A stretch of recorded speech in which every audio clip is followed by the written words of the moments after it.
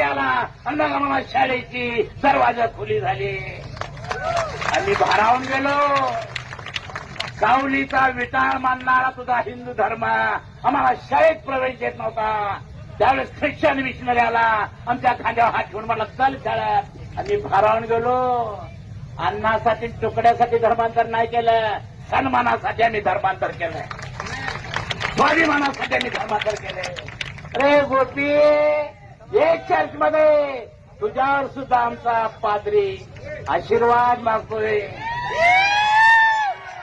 गोप्याला चांगला यश येऊ दे, पुढच्या इलेक्शन मध्ये चांगला निवडून दे असं म्हणतोय आमचा पादरी.